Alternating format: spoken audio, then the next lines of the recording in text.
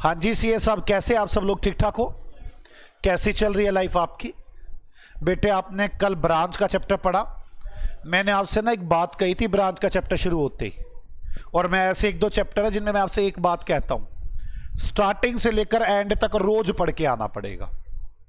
अगर आप उसे स्टार्टिंग से एंड तक रोज नहीं पढ़ेंगे, बस यही सोचेंगे कल वाला काम कर लूं फिर आगे चलूं, समझ नहीं आएगा। रोज स्टार्टिंग से पढ़ना है एंड तक, फिर स्टार्टिंग से पढ़ना है एंड तक। पूरे चैप्टर को रोज रिवाइज करना होगा जितना भी बढ़ रहा है काम। तब आपको ये चैप्टर इतना आसान लगेगा कि इससे आसान चैप्टर नहीं है। और एक बार हमने ये टफ चैप्टर निकाल दिया बचेगा भी कुछ नहीं। आ जाओ, आज मैं आपसे आगे डिस्कशन करता हूं, या मैं पहले एक बार याद दिलाऊं मैंने क्या क्या किया है। मैंने आपसे क्या क्या बातें बोली हैं। मैंने ये बोला है कि जी ब्रांच का मतलब होता है extension of the business, business का एक्सटेंशन करना। और एक्सटेंशन ऑफ द बिजनेस के अंदर मैंने आपसे बताया कि जी वो दो तरह के ब्रांचेस बनाते हैं हम। मैंने कहा जी ब्रांचेस दो तरह की होती है, एक डिपेंडेंट ब्रांच और एक इंडिपेंडेंट ब्रांच। मैंने कहा जी इंडिपेंडेंट ब्रांच अपने अकाउंटेंट नहीं रखती, मतलब अपनी बुक्स नहीं बनाती, वो बस कुछ स्लिप्स वगैरह रखती है और एचओ को भेज देती हैं। और इंडिपेंडेंट ब्रांच में ये अपनी बुक्स रखते हैं। ये दो तरह की होती हैं, एक फॉरेन ब्रांच और एक इंडियन ब्रांच। मैंने शुरू कर दिया इंडियन ब्रांच, लेकिन मैंने पहले ये पूरे का ही गोल्डन रूल बताया एक, और वो क्या बताया है, ब्रांच अलग है, हेड ऑफिस अलग है। ये डिस्कशन की थी। फिर मैंने कहा था जब मैं इंडियन ब्रांच बनाऊंगा तो आप लोगों को क्या होगा, आप लोगों को दो ट्रायल गिवन होंगे, दो ट्रायल में आपने क्या क्या करना होगा। सबसे पहले आप रिकॉन्सिलेशन स्टेप लगाएंगे, आप एचओ और ब्रांच के बैलेंसेस को मैच करेंगे। ये बैलेंसेस इक्वल होने चाहिए और अपोजिट होने चाहिए। अगर ये इक्वल अपोजिट नहीं होंगे तो आप रिकॉन्सिलेशन की एंट्रियां बनाएंगे, और रिकॉन्सिलेशन की एंट्रियां रेसिप्टेंट की बुक में बनाना ठीक रहता है। इस रिकॉन्सिलेशन के बाद आप ब्रांच के फाइनल अकाउंट बनाएंगे। ब्रांच के फाइनल अकाउंट बनाते टाइम आपने अगर ब्रांच की बुक्स में कोई रिकॉन्सिलेशन की एंट्री बनाई है तो उसको जरूर एडजस्ट कर देंगे। हाँ, अगर आपको ब्रांच का स्टॉक नहीं दे रखा तो आप ब्रांच का स्टॉक अकाउंट बनाएंगे और वहां से आप स्टॉक निकालेंगे, और यह हमेशा आईपी पर ही बनेगा। बस यही बात हुई थी। इसके बाद हम चले गए थे एचओ के फाइनल अकाउंट बनाने के लिए। एचओ के फाइनल अकाउंट बनाएंगे लेकिन रिकंसिलेशन एंट्रीज को ध्यान में रखते हुए। इसके बाद मैंने कहा था अगर इसका स्टॉक नहीं दे रखा तो इसका भी स्टॉक अकाउंट बनाया जाएगा। प्लस अगर कुछ ब्रांच का स्टॉक बचा हुआ है और उसमें कुछ प्रॉफिट जोड़ा हुआ है एचओ ने, तो अनरियलाइज प्रॉफिट निकालेंगे और उसकी एंट्री बनाएंगे P and L account debit to provision for reserve या स्टॉक फॉर रिजर्व और स्टॉक रिजर्व। इसके बाद कंसोलिडेशन किया जाएगा। कंसोलिडेशन करते time P and L account के अंदर गुड्स सेंट और गुड्स रिसीव कैंसिल हो जाएगा, और बैलेंस शीट के अंदर एचओ और ब्रांच के बैलेंसेस कैंसिल हो जाएंगे। ध्यान आ गया आपको मेरी बात? मैंने ये सब डिस्कशन आपके साथ की थी।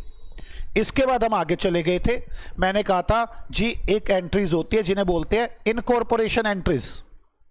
एचओ भी अपनी बुक्स में बनाता है कि ब्रांच की सभी एसेट्स आ गई, लायबिलिटीज आ गई, प्रॉफिट आ गई, और ब्रांच अपनी बुक्स में बनाती है हमने एचओ को सारी एसेट्स दे दी, सारी लायबिलिटी दे दी, सारे प्रॉफिट्स दे दिए।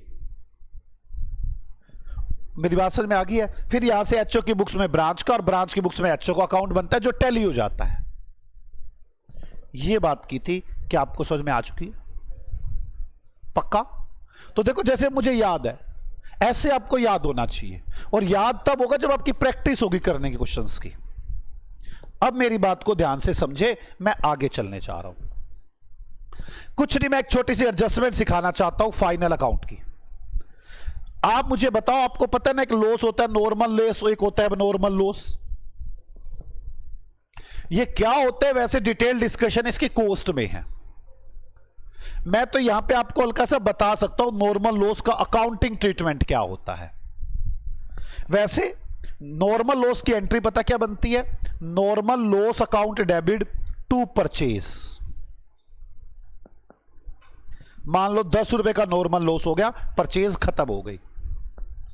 क्लियर? और दूसरी एंट्री बनती है trading account debit to purchase. Trading account debit to normal loss. और एबनॉर्मल लॉस की एंट्री बनती है abnormal loss account debit to purchase. मैं और कुछ नहीं बताना चाहूंगा, नॉर्मल लॉस क्या होता है, एबनॉर्मल लॉस क्या होता है, वो कोर्स के टीचर को पूरा बता ही देंगे। दूसरी entry P and L account debit to abnormal loss. पहले तो मुझे ये बता दो कि आपको बात समझ में आती है। नॉर्मल लॉस की एंट्री और एबनॉर्मल लॉस की एंट्री ये होती है। क्लियर? आपको अगर मैं याद दिलाऊं तो शायद मैडम ने आपको ऐसे बताया होगा, नॉर्मल लॉस का कोई ट्रीटमेंट नहीं होता, एबनॉर्मल लॉस परचेज में से माइनस कर दो और पी एंड एल अकाउंट में लिख दो। आपको मैडम ने शायद ऐसा बताया होगा कि नॉर्मल लॉस नो ट्रीटमेंट, जबकि ऐसा है नहीं, नॉर्मल लॉस का ट्रीटमेंट होता है। ये एंट्री बनती है नॉर्मल लॉस की।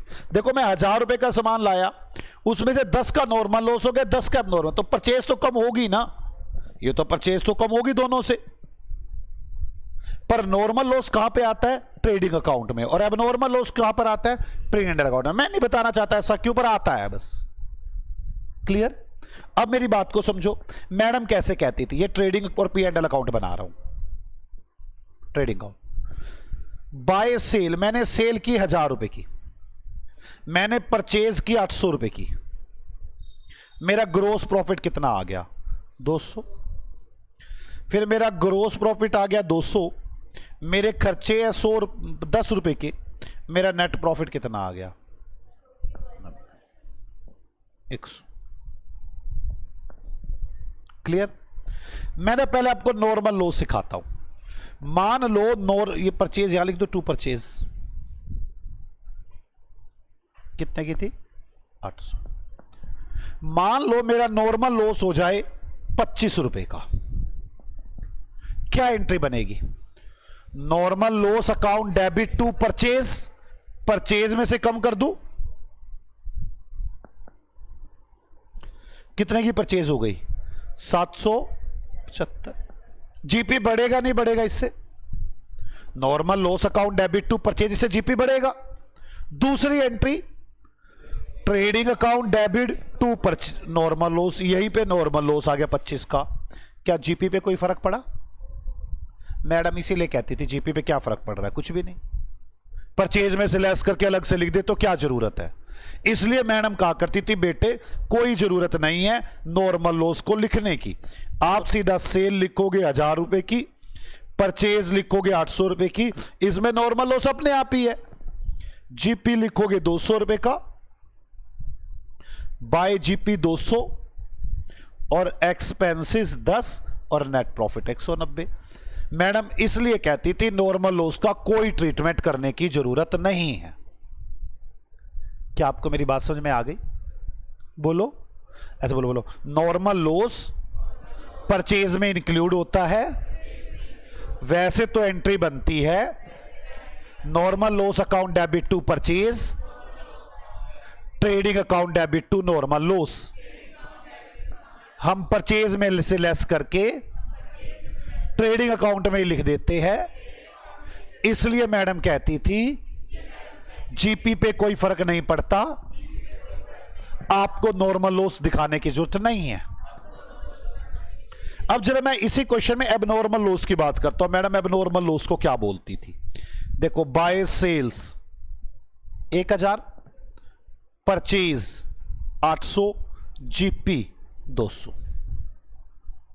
ठीक है, मेरे पास जीपी आ गया, मेरे पास खर्चे आ गए, मेरे पास नेट प्रॉफिट आ गया।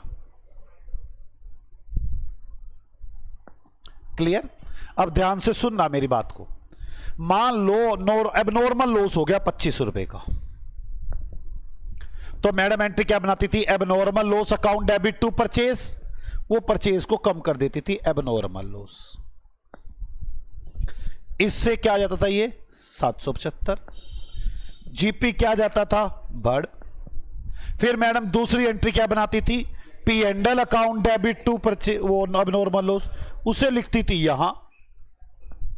नेट प्रॉफिट पे तो खैर कोई फर्क नहीं पड़ता था, लेकिन ग्रॉस प्रॉफिट पे फर्क पड़ता था। इसलिए मैडम कहती थी बेटे एबनॉर्मल लॉस परचेज में से लेस कर दो और पी एंडल में लिख दो। एबनॉर्मल लॉस का नेट प्रॉफिट में तो फर्क नहीं पड़ता, लेकिन ग्रॉस प्रॉफिट में तो फर्क पड़ता था, हाँ या ना? बोलो। लॉस दो तरह के होते हैं, नॉर्मल लॉस और एबनॉर्मल लॉस। नॉर्मल लॉस से जीपी पे कोई फर्क नहीं पड़ता, एनपी पे कोई फर्क नहीं पड़ता, इसलिए मैडम कोई एंट्री नहीं बनवाती थी। ये परचेज में इंक्लूड होता है। एबनॉर्मल लॉस जीपी पर फर्क पड़ता है, जीपी बढ़ जाता है, नेट प्रॉफिट पर कोई फर्क नहीं पड़ता, क्योंकि ये ट्रेडिंग में कम हो जाता है और पी एंडल में पहुंच जाता है। अच्छा, अगर ऐसा होता ये जीपी और पी एंडल अलग अलग निकालते ही ना हम, तो मैडम क्या बोलती? अगर मुझे ये जीपी और एनपी अलग अलग निकालने ही ना होते तो मैडम क्या बोलती? मान लो कभी ऐसा होता कि सेल 1000, परचेज 800, खर्चे 10, प्रॉफिट नेट प्रॉफिट 190, जीपी नाम की चीज ही ना होती, तो मैडम नॉर्मल लॉस के बारे में क्या बोलती? बेटे कोई ट्रीटमेंट नहीं। अब नॉर्मल लॉस के बारे में क्या बोलती? कोई ट्रीटमेंट नहीं।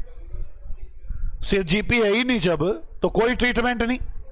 और मैडम की ये बात सुन ली गई है, नया फॉर्मेट आ चुका है, वह जीपी नाम की चीज ही नहीं है।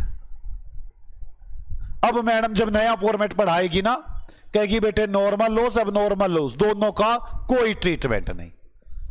और पुराने फॉर्मेट में पता क्या बोलती है? नॉर्मल लॉस का कोई ट्रीटमेंट नहीं, एबनॉर्मल लॉस परचेज में से माइनस और पी एंडल अकाउंट में। क्या आपको मेरी बात समझ में आ गई है? मैं एक काम करता हूं, मैंने पहले यही बात बताने की आपको भी कोशिश की है। एक एग्जाम्पल बनाते हैं, आप मुझे बताना ओल्ड फॉर्मेट और न्यू फॉर्मेट में क्या फर्क आएगा। लिखो एग्जाम्पल नंबर 5।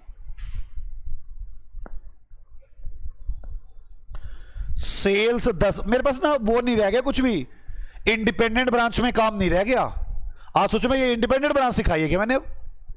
वो तो काम हो चुका, क्या क्या करना था, कैसे कैसे करना था, वो तो खत्म हो चुका, वही करूंगा। बीच में नॉर्मल लॉस का ट्रीटमेंट आ जाएगा, तो मुझे करके दिखाना पड़ेगा। Sale 10,000, purchase 4,000, expenses 1,000, loss 1,000। Show treatment of loss. आप लॉस का ट्रीटमेंट सिखाएं। इफ लॉस, पहले A part normal loss, B part abnormal loss, with old format, with new format. With new format, नया फॉर्मेट क्या है और पुराना फॉर्मेट क्या है। चलो सॉल्यूशन।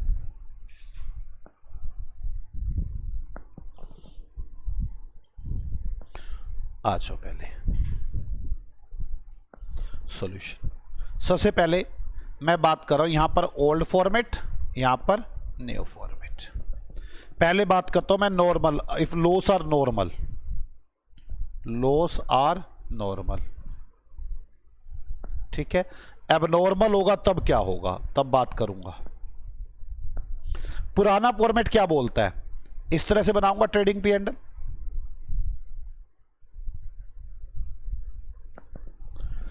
यहां लिखूंगा सेल्स 10,000, परचेज कितना?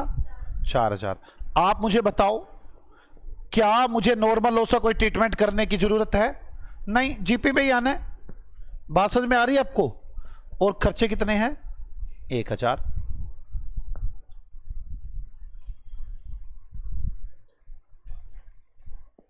जीपी कितना आ गया? 6,000। जीपी कितना हो गया? 6,000। एनपी कितना हो गया? 5,000। आप मुझे बताएं, आपको लग रहा है कि नॉर्मल लॉस से कोई ट्रीटमेंट करते भी तो क्या होता, सेम जीपी होता, सेम एनपी होता। नया फॉर्मेट कैसा है? ऐसे है नया format. Revenue 1000, purchase 4000, expenses 1000, total 5000, profit A minus B, ये 10,000 तो 5,000। नए फॉर्मेट में कोई ट्रीटमेंट करने की जरूरत नहीं है नॉर्मल लॉस की। तो मतलब नॉर्मल लॉस का चाहे पुराना फॉर्मेट हो चाहे नया फॉर्मेट हो, कोई ट्रीटमेंट नहीं होगा। B part, loss are abnormal loss.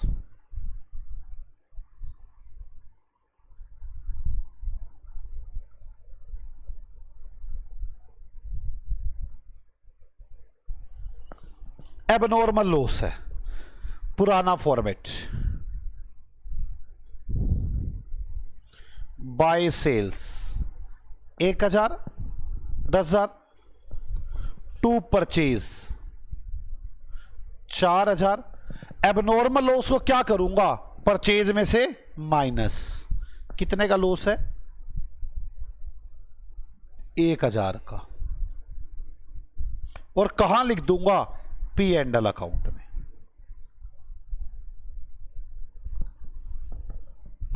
To expenses 1000,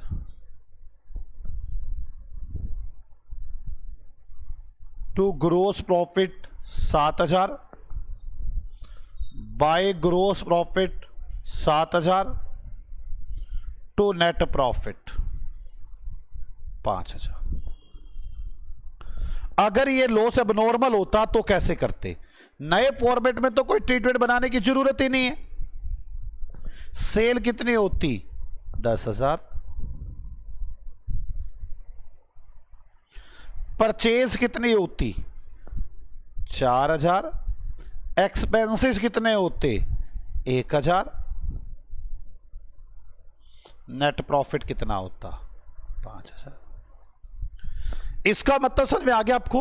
loss का पुराने फॉर्मेट में तो ट्रीटमेंट है पर नए में नहीं। आप मेरे साथ साथ लिखना शुरू करेंगे इसे थ्योरी में। थ्योरी में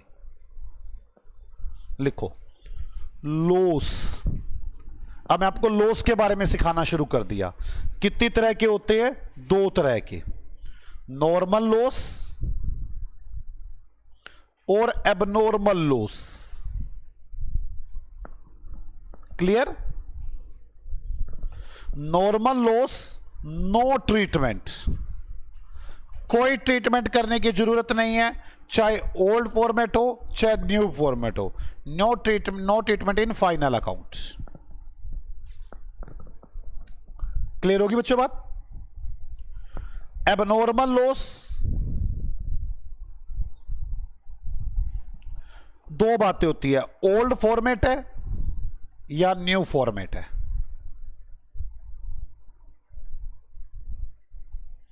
new format no treatment.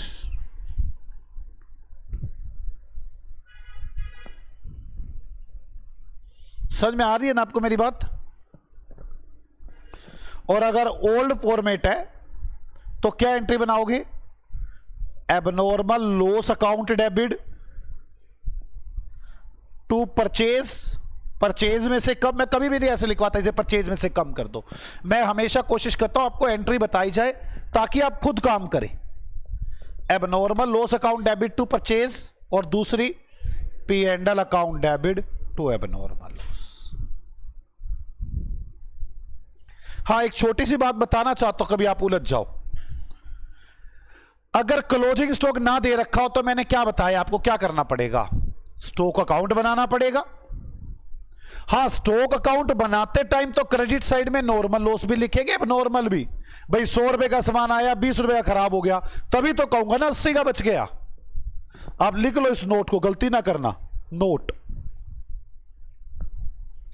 When we prepare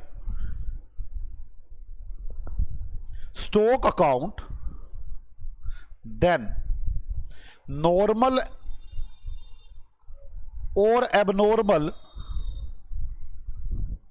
both losses credited in a stock account.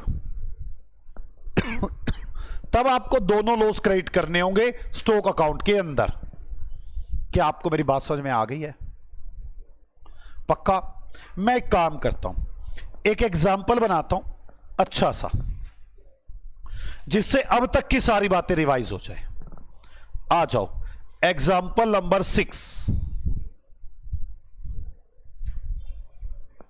मुझे ऐसा लगता है अगर ये एग्जाम्पल आपने ढंग से समझ लिया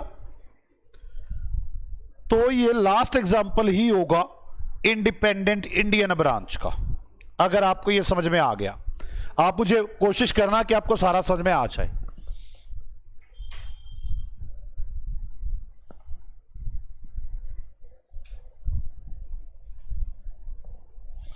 ब्रांच और head office, debit credit, debit credit.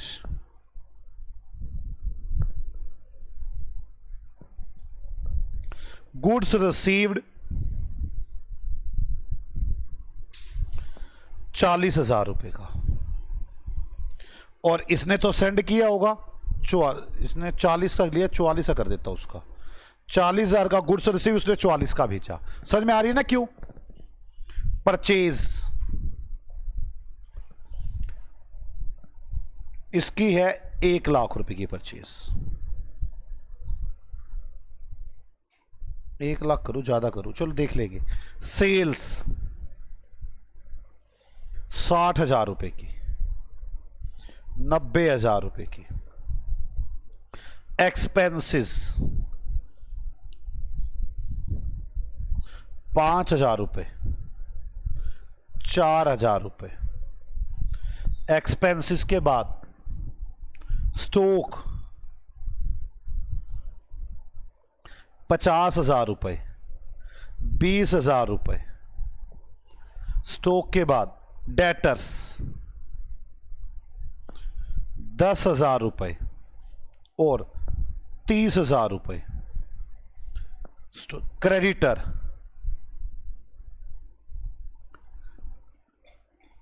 30,000 रुपए. क्रेडिटर के बाद कैश 5,000 रुपए, 10,000 रुपए. कैश तक पहुंच गए हम.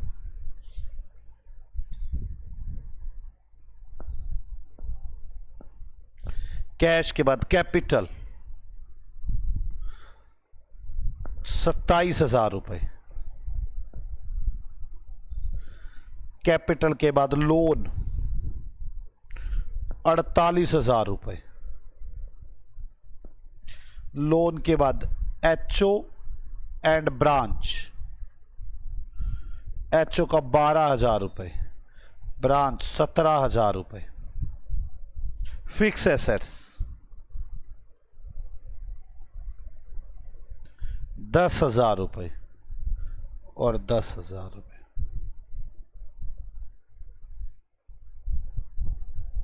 एक बार टैली करना, टैली हो रही है या नहीं हो रही.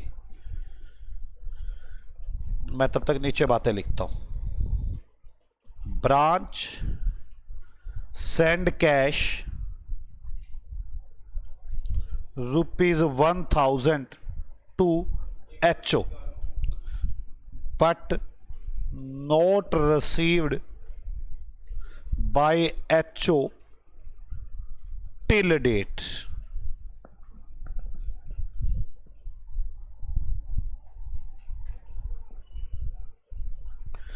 HO send goods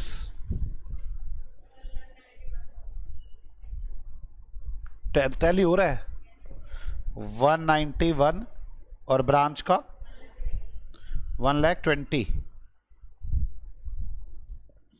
HO send goods to branch 20% above cost. समझ में आ रही है ना ये वाली बात किसने लिख रहा हूं? Branch and HO sold goods in the market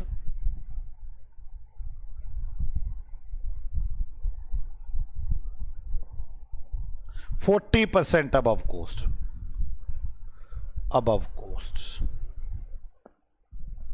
ठीक है, आगे depreciation on fix assets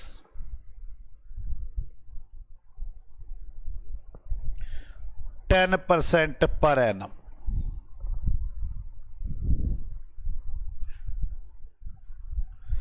abnormal loss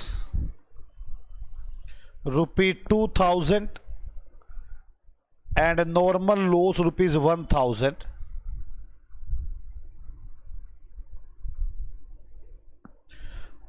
occurred in branch, branch में इतने रुपए का लॉस हुआ है। Use old format, use new format. मुझे ओल्ड फॉर्मेट यूज करना है, मुझे न्यू फॉर्मेट यूज करना है। क्या मैं शुरू करूं? पहले ओल्ड फॉर्मेट से करेंगे, फिर न्यू फॉर्मेट से करेंगे, खत्म। आपको पता है ये तो रिकॉन्सिलेशन के लिए दे रखी है, ये स्टॉक नहीं है इसलिए दे रखी है, ये डेप्रीसिएशन की एडजस्टमेंट वैसे ही दे दी। एक नॉर्मल लॉस और एबनॉर्मल लॉस की एडजस्टमेंट और दी है जो मैंने आज आपको सिखाई है, ये आखिरी है। इसके बाद इंडिपेंडेंट ब्रांच, इंडियन खत्म, फॉरेन पे चले जाएंगे। चलो आगे आ जाओ, सॉल्यूशन करते हैं। मैं पहले ओल्ड फॉर्मेट से जो आपने किया हुआ है उसी से बात कर रहा हूं, ओल्ड फॉर्मेट से। ओल्ड फॉर्मेट ऐसे बनाते थे हम, trading and P and L account, branch HO total, branch HO total, ऐसे बनाते थे ना बच्चों, ब्रांच एचओ टोटल। चलो ब्रांच एचओ टोटल, मैं ना बैलेंस शीट एक ही बना दूं, कंसोलिडेटेड सीधी। देखना सीधी कंसोलिडेटेड बना रहा हूं, बैलेंस शीट सीधी एक ही consolidated, consolidated balance sheet, balance sheet clear. अपना सबसे पहला काम क्या था? सबसे पहला काम बताओ मुझे अपना। सबसे पहले हम क्या करते थे आते ही? रिकॉन्सिलेशन। आते ही हम पहला काम करते हैं रिकॉन्सिलेशन। रिकॉन्सिलेशन देखो, ब्रांच और एचओ के बैलेंसेस मिलते हैं कि नहीं मिलते। ये लो जी, ये कह रहा है 12,000 देने हैं और ये कह रहा है 17,000 लेने हैं। 5,000 का फर्क नजर आता है, हाँ या ना? इस फर्क को देखने के लिए गुड्स सेंट और गुड्स रिसीव को देखा जाए। ब्रांच कह रही है मुझे 40,000 का सामान मिला है और एचओ कह रहा है मैंने 44,000 का सामान दिया है। 4,000 का फर्क तो यही हो गया। चलो, और 1,000 रुपए कैश इन ट्रांजिट है। ब्रांच कह रही है मैंने तो कैश भेज दिया है, एचओ कह रहा है मुझे अभी तक कैश नहीं मिला। मिल गया फर्क। आ जाओ इस फर्क की जर्नल एंट्रियां बना दें। बुक्स ऑफ एचओ और बुक्स ऑफ ब्रांच।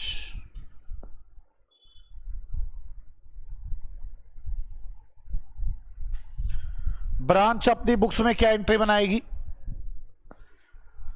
जल्दी बोलो। Goods in transit account debit to HO, कितने रुपए? 4,000। एचओ क्या एंट्री बनाएगा? Cash in transit account debit to branch 1,000। हो गया रिकॉन्सिलेशन। अब इस रिकॉन्सिलेशन की एंट्री को ध्यान में रखते हुए आप बनाएंगे final account of branch. Branch पे आ जाओ। गुड्स रिसीव 40,000 लिखू क्या? अब 44,000। तो ब्रांच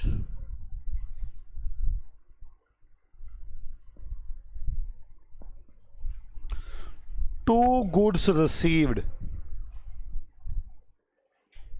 44,000। आगे सेल 60,000 बाय सेल्स,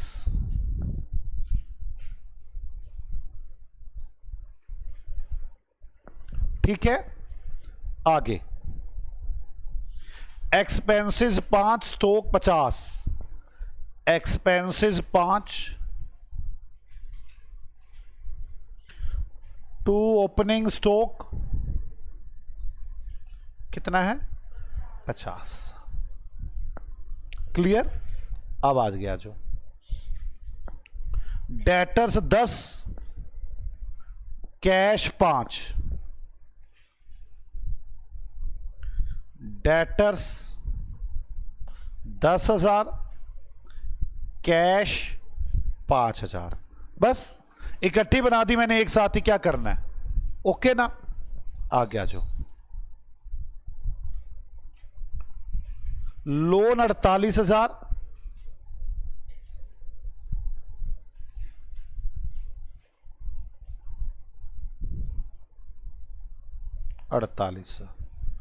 आगे लोन के बाद ब्रांच का एचओ का बैलेंस 12 नहीं है अभी, 12 और 4 16 है, 16 है ना। मैं लिखता ही नहीं इसके अंदर, कट तो जाना ही है। मैंने इस तरफ ब्रांच 16 लिखना है, इस तरफ एचओ 16 लिखना है, कैंसिल तो हो ही जाना है, रहने दो ना इसको। जब मैं अलग अलग बना ही नहीं रहा, कंसोलिडेट बना रहा हूं। फिक्स एसेट 10,000, पर इसमें कोई डेप्रिसिएशन है क्या? हाँ है, 10% डेप्रिसिएशन, मतलब 9,000 की फिक्स एसेट्स,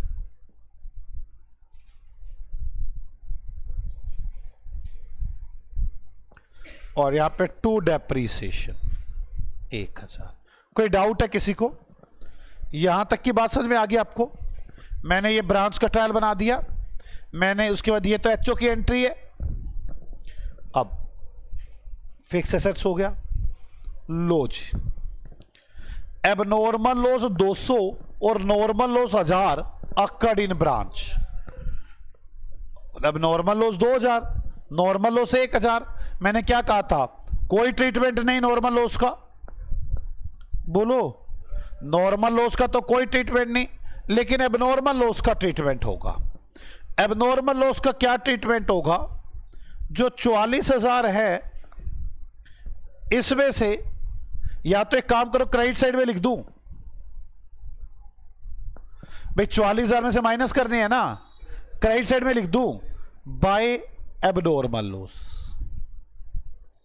कितने रुपए? 2,000। 2,000 और पी एंडल में आ जाएगा abnormal loss.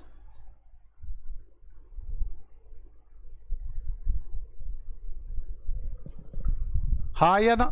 Normal loss no treatment, और एबनॉर्मल लॉस परचेज में से माइनस और पी एंडल में चला गया। हो गया नॉर्मल एबनॉर्मल लॉस भी, डेप्रिसिएशन भी हो गया। प्रॉब्लम स्टॉक नहीं दे रखा, क्या बनाना पड़ेगा? ब्रांच का स्टॉक अकाउंट। किस पर बनाना पड़ेगा? ब्रांच की कॉस्ट पर। तो पहले कॉस्ट ध्यान से देखनी होगी। एचओ ब्रांच को 20% अबव कॉस्ट पर सामान बेचता है, तो मुझे यहां जाना होगा स्टॉक के लिए। एचओ ब्रांच को 20% पर सामान बेचता है, तो ब्रांच की कॉस्ट तो 120 हो गई। सेल। एचओ और ब्रांच 40% अबव कॉस्ट पर बेचते हैं, तो ये तो बेचता होगा 100 पर 140 का, ये 120 पर बेचता होगा 120 का 40, 168। और मुझे ब्रांच का स्टॉक अकाउंट बनाना है, और वो किस पर बनेगा? 120 पर।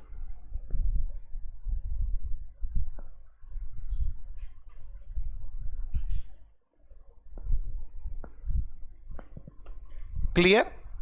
अब ब्रांच के स्टॉक अकाउंट में देखो, opening stock 50,000, goods receive 44,000, to balance BD कितना? 50,000। To goods received 44। By abnormal loss 2000। यहां नहीं सोचना आपने नॉर्मल है कि एबनॉर्मल है, स्टॉक अकाउंट में तो दोनों आएंगे। मैंने यही बात तो सिखाई थी कि स्टॉक अकाउंट में तो दोनों आएंगे, नॉर्मल और abnormal. By cost of sales, जो सामान बेचा है वो कितने रुपए का बेचा है, कितने का बेचा है, 60,000 का। ये 60,000 कितने पर है, 168 का बेचा है, तो 120 कितना, 42,800 by balance CD.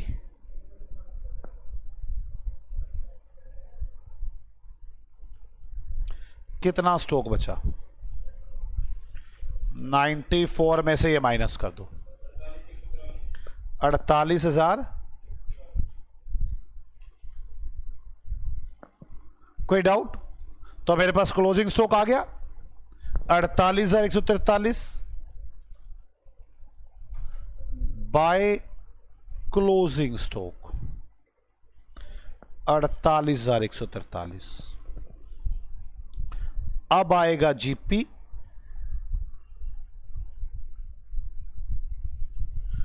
To GP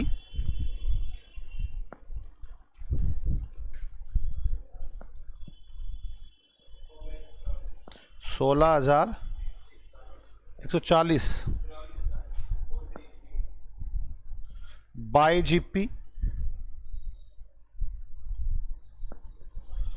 to NP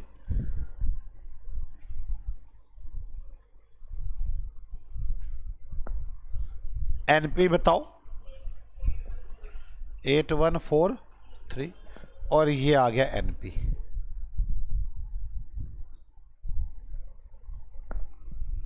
कोई डाउट है किसी को यहां तक? ये बस वही कल वाला काम चल रहा है सारा का सारा, मैं तो सिर्फ आपको ध्यान दिलवाया है, सारा कुछ इसमें पूरा चैप्टर कवर्ड है इसके क्वेश्चन के अंदर। अब किसके फाइनल अकाउंट बनाएंगे हम, एचओ के। अब हम किसके फाइनल अकाउंट बनाएंगे, एचओ के। Good sent 44,000 by good sent HO by good Saint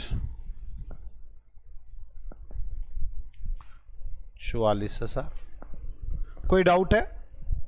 अब आगे परचेज 1,00,000, सेल 90,000,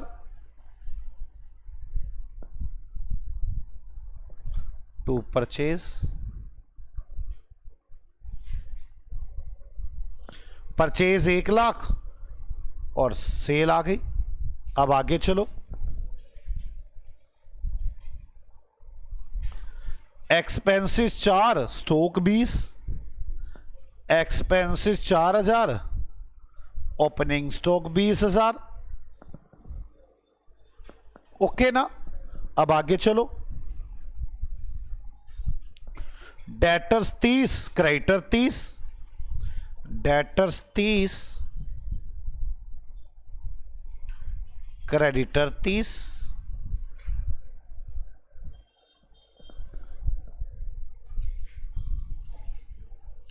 कैश 10 नहीं 11, कैपिटल 27, कैश 11,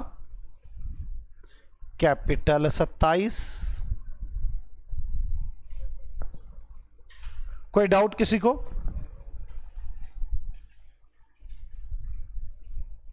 एचओ के बैलेंस वैसे ये 16,000 लिखने की जरूरत नहीं है, क्योंकि ना मैंने ब्रांच लिखा ना एचओ लिखा कंसोलिडेशन में। फिक्स एसेट 10, 1 का डेप्रिसिएशन हो गया 9, डेप्रिसिएशन 1 का। क्लियर है? यहां तक हम पहुंच चुके, सारा ट्रायल कर दिया हमने। ट्रायल करने के बाद ये 1,000 की एंट्री कर चुके हम, ब्रांच ने एचओ को कैश भेजा था, डेप्रिसिएशन कर चुके। Normal loss abnormal loss HO का तो है ही नहीं, बात रहेगी स्टॉक की। अब बनाना पड़ेगा एचओ का स्टॉक अकाउंट।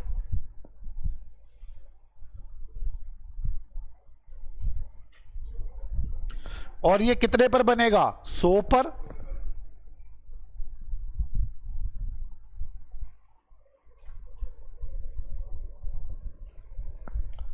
अब चलें, opening stock purchase, opening stock to purchase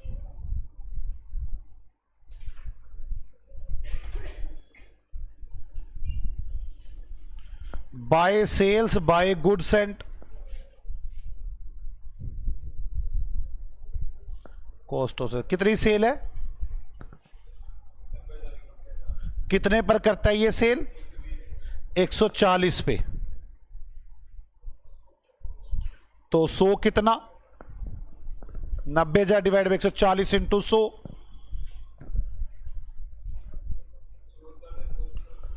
64,000 by goods and कितना सामान भेजा था?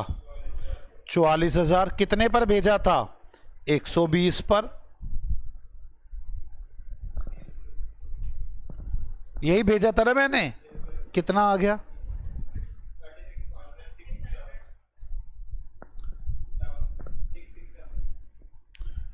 अब कितना सामान बच गया? नॉर्मल, अब नॉर्मल हो होता था वो भी लिखता। अब कितना सामान बच गया?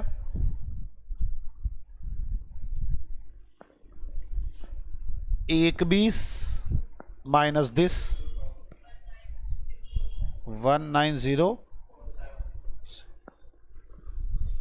क्लोजिंग स्टॉक आ गया, बोलो बच्चों, 19,047।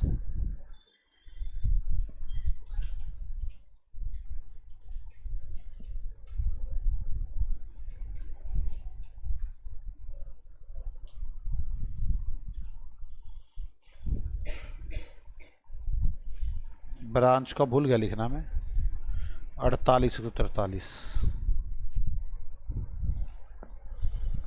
क्लियर है?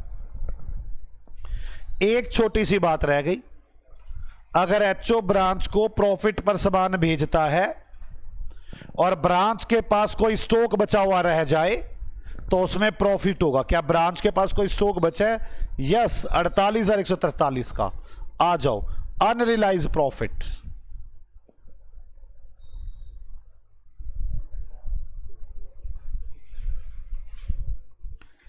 कितना सामान बचा है? 48,143।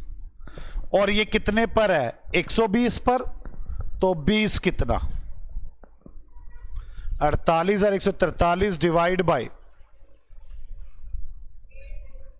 कितना? 878024। क्या एंट्री बनेगी इसकी?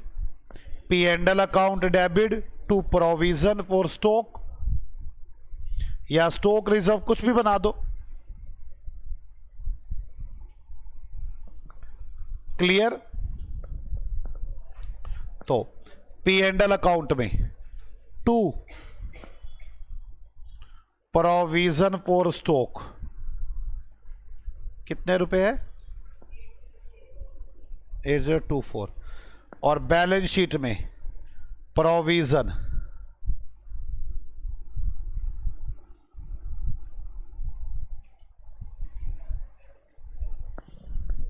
क्लियर हुई बात? अब आगे बस जीपी बताओ।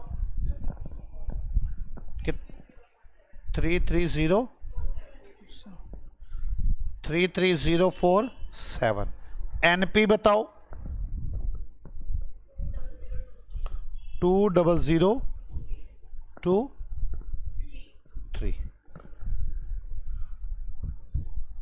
20023 कितना आ गया? 28,166। टोटल कर लो सारा, कितना आ रहा है? 18,000, 40,000, 16,000 और ये और जोड़ लो।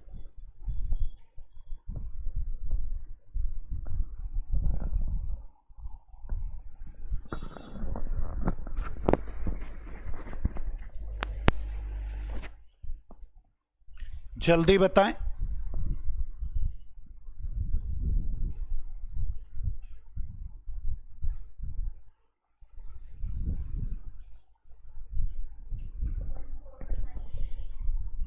टोटल ये स्टॉक का टोटल 141190 और स्टॉक कितना है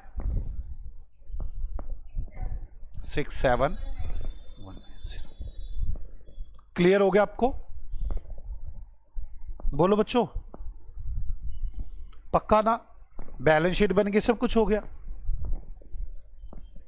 आपको वो एंट्री अभी वो आगे भी करके दिखाऊंगा क्वेश्चन थोड़ा सा कि आगे क्या आता, पूरा प्रोसेस समझ में आ जाएगा। अभी नए फॉर्मेट पे तो नहीं आया, मैं पुराना फॉर्मेट से करवा रहा हूं। तो अभी हमने ट्रेडिंग P&L बन गई, बैलेंस शीट बन गई, रिकंसिलेशन हो गया, स्टॉक अकाउंट बन गए, अनरियलाइज प्रॉफिट निकल गए। वो भी बना दूं क्या इनकॉर्पोरेशन एंट्रीज? थोड़ा समझ में आ जाएगा आपको।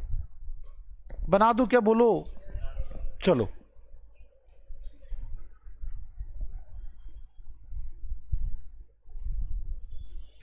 Incorporation entries.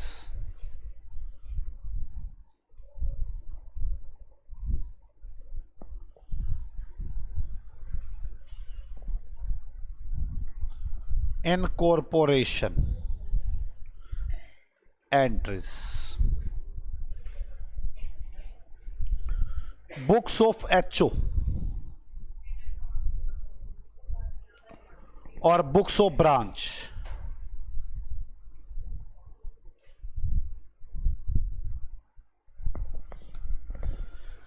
HO अपनी बुक्स में क्या एंट्री बनाएगा? ब्रांच से जो जो चीजें आई हैं, ब्रांच से फिक्स एसेट्स आई है, ब्रांच से स्टॉक आया है, ब्रांच से डेटर आए हैं, ब्रांच से कैश आया है।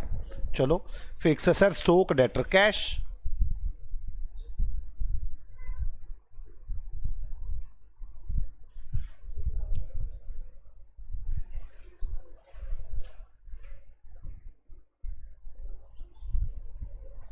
टू ब्रांच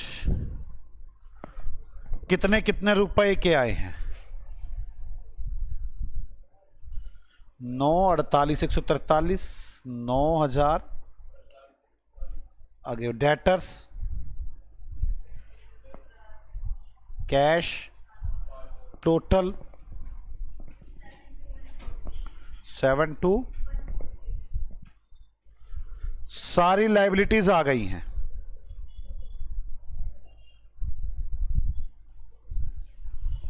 लोन, बस लोन ही था उसका, तो लोन और प्रॉफिट है तो लोन आया।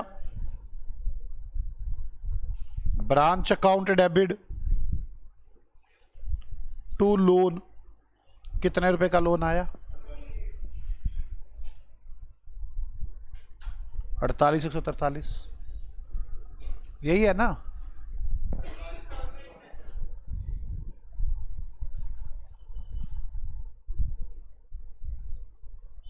अब उसका प्रॉफिट आया, branch account debit to P&L, कितना? 8,140।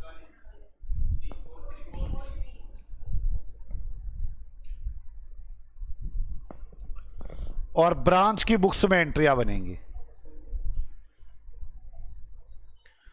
HO account debit to fix assets, to stock, to debtors, to cash. 9,000, 10,000, 5,000। Loan account debit to branch,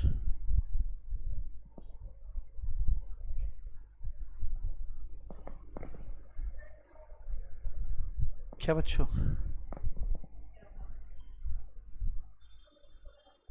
stock कुछ और है।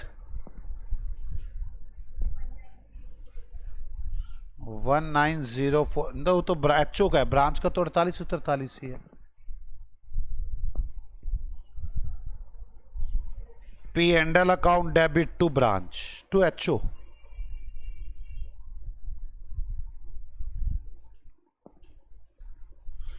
क्या आपको एंट्रियां समझ में आ गई?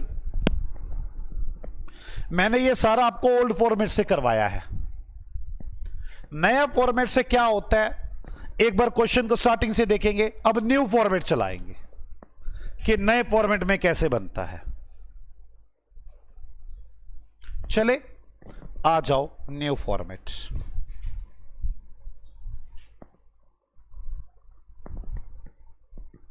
न्यू फॉर्मेट,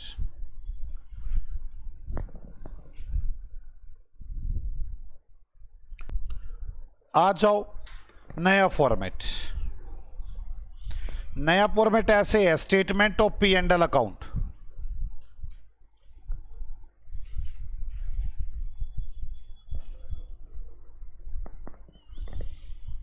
और देखें,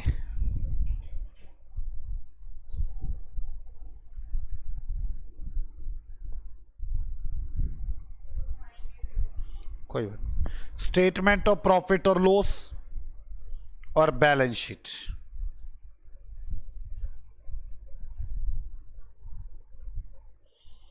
बैलेंस शीट तो आपको थोड़ी सी बता भी दी है मैंने कैसी होती है। इसको भी ऐसे बता दूं क्या, branch HO total,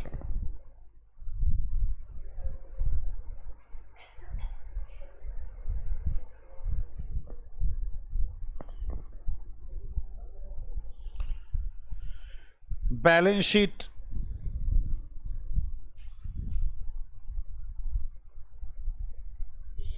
branch HO total.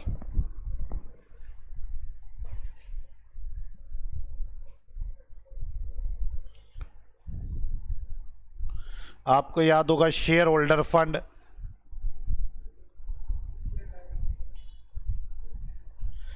Share capital, reserve and surplus, non current liabilities,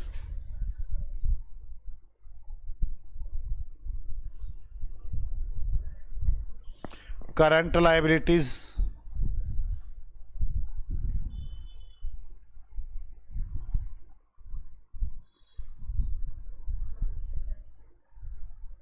non current assets,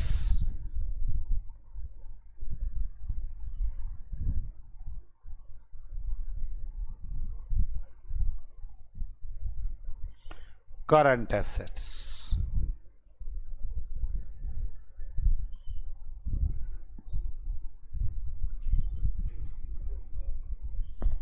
clear? अब अपना काम वही है, अपने को फॉर्मेट चेंज होने से फर्क थोड़ा ना पड़ता है। आधे बच्चे तो ये देते हैं फॉर्मेट चेंज हो गया अब क्या करेंगे।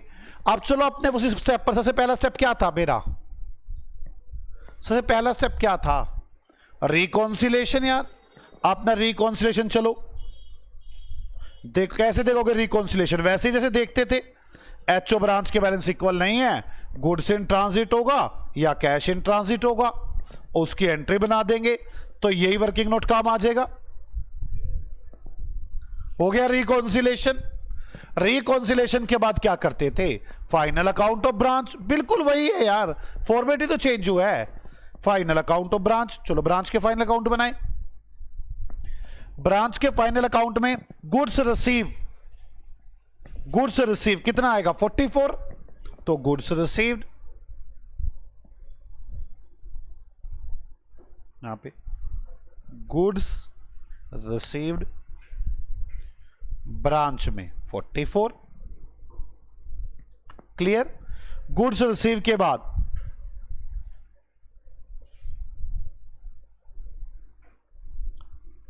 Cell 60,000, expenses 5,000, sales, revenue 60,000, expenses 5,000, कोई दिक्कत ही नहीं है।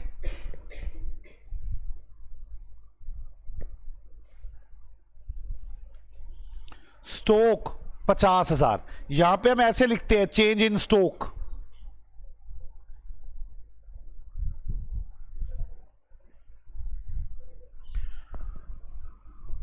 Opening stock minus closing stock. Opening stock कितना है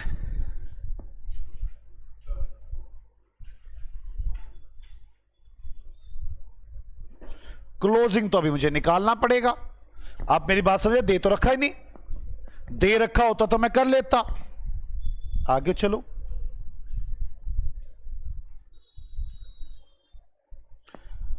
डेटर्स 10 और cash 5, debtor 10 cash 5, debtors 10 cash 5। समझ में आ रही है बात? आगे चलो,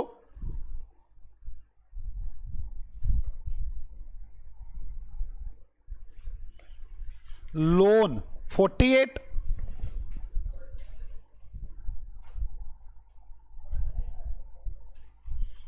लोन 48, लोन के बाद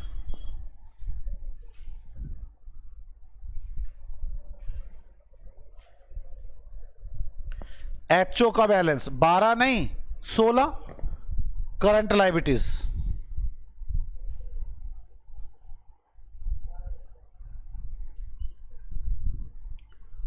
16।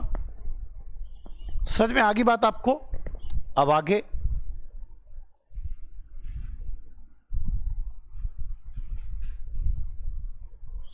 एचओ के बैलेंस के बाद फिक्स एसेट 10 की नहीं 9 की, 1 का डेप्रिसिएशन,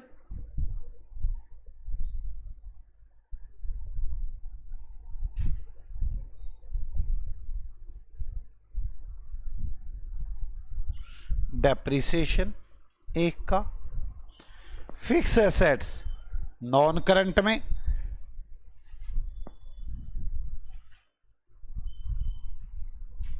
कितने की है?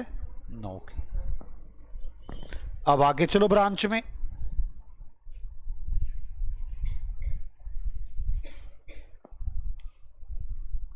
डेप्रिसिएशन हो गया। अब नॉर्मल लॉस और नॉर्मल लॉस नए फॉर्मेट में क्या करेंगे? नो ट्रीटमेंट,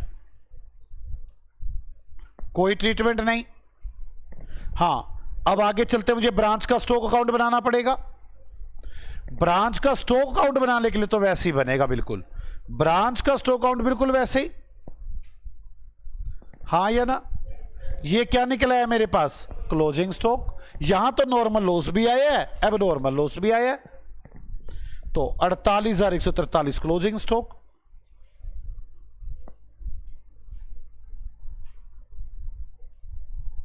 कितना आ गया? 1857 हो गया स्टॉक भी। बस खत्म ब्रांच। ब्रांच का टोटल कर लो, 60,000 ए, टोटल बी और प्रॉफिट 5,000 है। ए माइनस बी कितना आ रही है?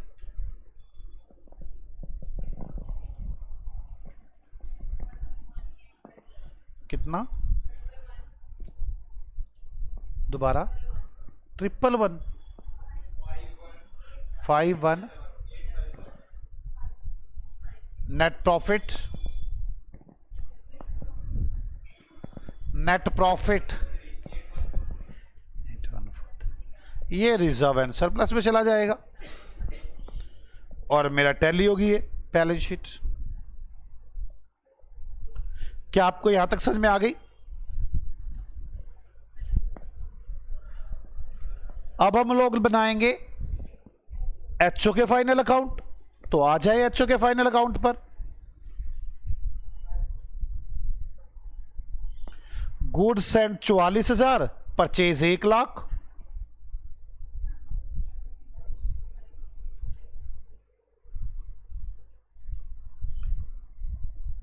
परचेज 1 लाख, गुड्स एंड कितना है? क्लियर?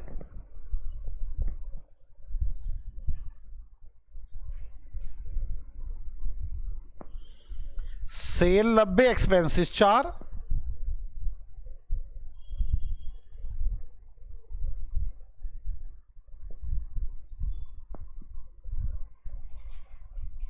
एक्सपेंसेस 4। आगे चलो,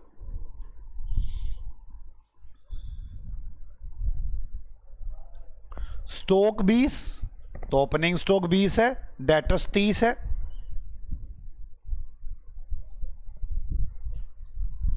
ओपनिंग स्टॉक 20 और डेटर्स 30। क्लियर?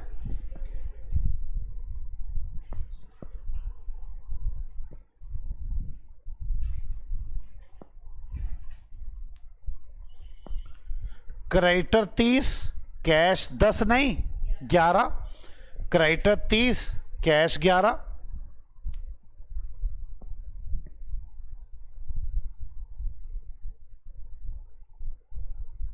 Creditor 30, cash 11। कोई डाउट है यहां तक?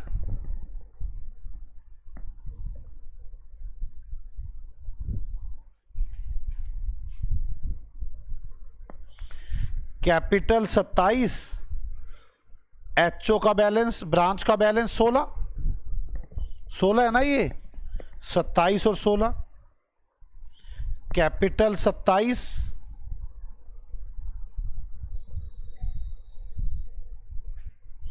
और करंट एसेट्स में ब्रांच से लेने हैं 16।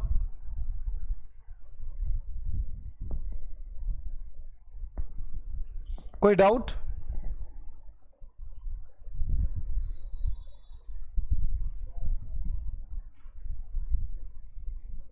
फिक्स एसेट 10 की नहीं 9 की।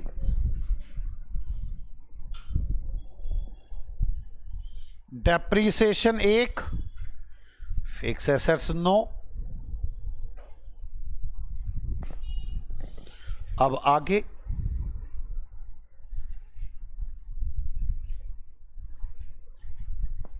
अब कैश की एंट्री तो हो चुकी, डेप्रीसिएशन हो चुकी, नॉर्मल अब नॉर्मल तो ब्रांच का है। अब बात रह गई कि स्टॉक की। स्टॉक अकाउंट तो बिल्कुल वैसे ही बनेगा, आप मेरी बात समझे। नए फॉर्मेट में बच्चों से स्टॉक का अकाउंट ही नहीं बनता। ये देख ले स्टॉक के अकाउंट में है क्या, purchase, BD balance, cost of sales, goods and CD balance 19,047। ठीक है, 19,047। कितना आ गया? 95। Closing stock 19,047। पहले उसका भी स्टॉक नहीं लिखा क्या मैंने? 19,047। और इसका स्टॉक कितना था? तो ये टैली कैसे कर दिया? 48। पहले टैली कैसे करा दिया था तूने मेरा? टैली करनी थी। चलो यहां तक समझ में आ गई, पक्का। अब कौन सी बात रह गई? एचओ की। एचओ की स्टॉक वाली बात होगी, लिखवा रखी है मैंने लाइन में उसके अंदर। उसके बाद कौन सी लाइन पढ़नी होती है, आप उसी प्रोसेस को याद करो। उसके बाद देखना होता है अगर एचओ ने ब्रांच को प्रॉफिट में माल भेजा है तो अनरियलाइज प्रॉफिट। तो अनरियलाइज प्रॉफिट कितना है? ये रहा 8024। पेन में यहीं पे लिख दूं अनरियलाइज प्रॉफिट।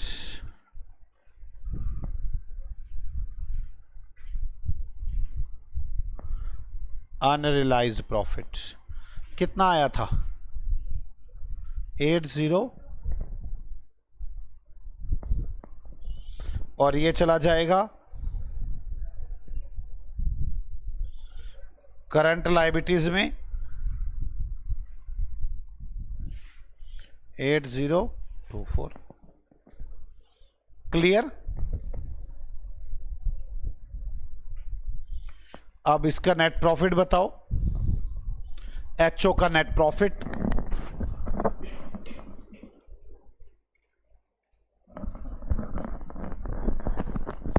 एचओ का नेट प्रॉफिट बताएं।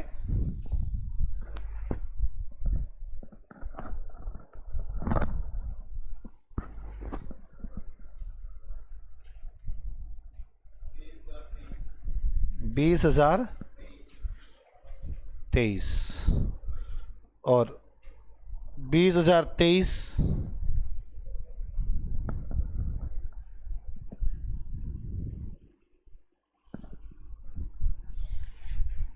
टैली करो, ये टैली हो जाएगा, बैलेंस शीट टैली होंगी दोनों, ब्रांच और एचओ की बैलेंस शीट देख लो टैली होंगी, और फिर मैं टैली होगी ब्रांच की, एचओ की भी देख लो।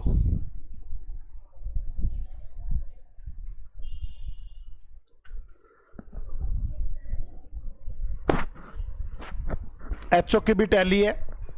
अब कंसोलिडेट कर लो, 90 और 60 1.5 लाख, ये 44 तो लिखने ही नहीं है, 8,024 ये 44 लिखने ही नहीं है, 1857 और 953 कितना आ गया, तो 1 लाख, ये 9,000, ये 2,000, 2,210, 2,810। मेरी तो पूरी क्लास ये हिंदी में रिकॉर्ड करवा देगा। अब बताओ कितने मेरे प्रॉफिट्स आ गए।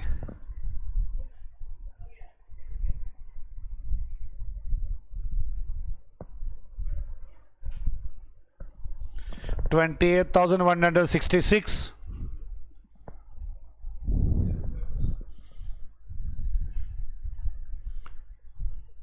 शेयर कैपिटल और ये रिजर्व, लोन,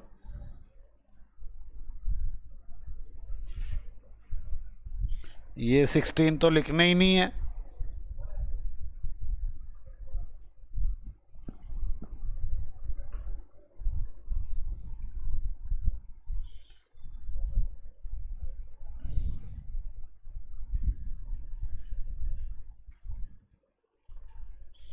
स्टॉक टोटल